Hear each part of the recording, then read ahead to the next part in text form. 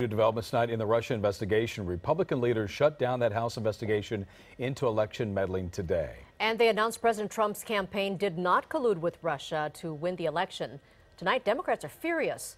KCAL 9 political reporter Dave Bryan joins us with the late details. Dave? It was a surprise, but when you look back at how this particular committee has been operating, maybe it wasn't so much of a stunner in some ways. The House Intelligence Committee, which often appeared to be a bipartisan battleground rather than in fact, it said, I meant to say it was not bipartisan, actually. It was more of a battleground than anything else. And the congressional investigation will apparently close down the Russian meddling and collusion investigation exactly as it started, deeply divided and dysfunctional.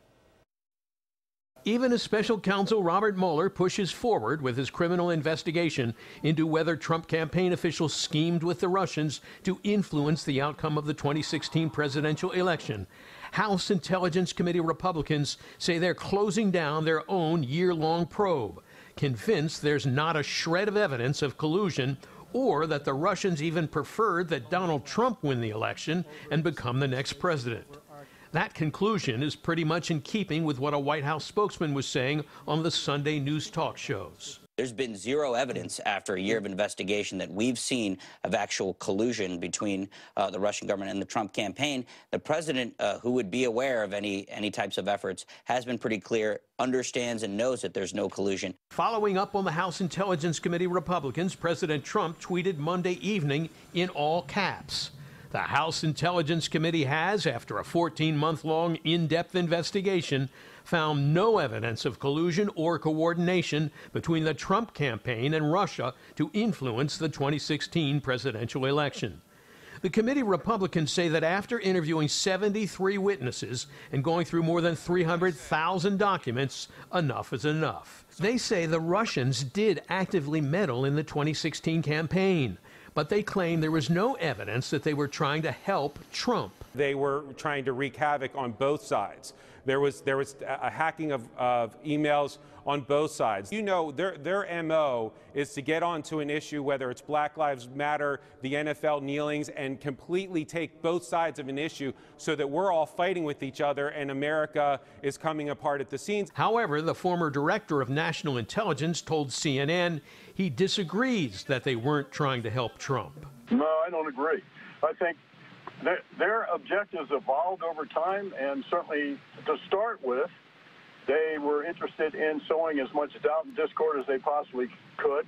And because of starting with personal animus that President Putin had for Hillary Clinton, they wanted to do everything they could to hurt her. Then when things got serious with then candidate Trump, particularly when he became the nominee, they were attracted to him because they thought that he would be much better for them. House Intelligence Committee Democrats have thus far been left out in the cold on the report's conclusions. They charge the committee Republicans refused to challenge Trump campaign associates in the hearings who proclaimed themselves innocent of any wrongdoing. This was a take their word for it investigation that simply went through the motions. This was like bringing in a suspect that you suspect of arson or something else, asking them, did you start the fire? They say, I didn't start any fire. And you say, oh, great, go ahead and go home. The Republicans have decided they just would rather not know who's telling the truth. They don't want to pursue any further this investigation if it may lead to something that would harm the president and their party. And that's, I think, deeply regrettable.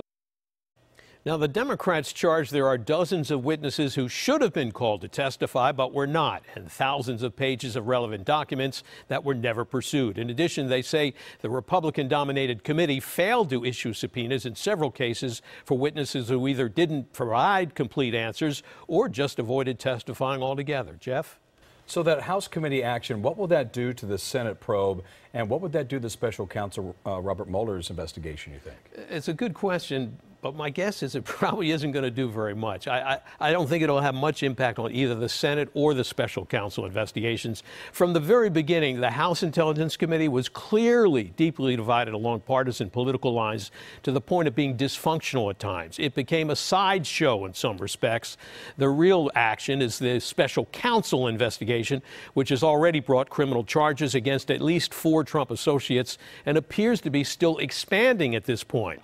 Committee hearings, which which have little or no power or motivation to force witnesses to testify truthfully and are perceived as providing more political theater than anything else, probably won't determine the outcome of this issue legally or otherwise. Lena?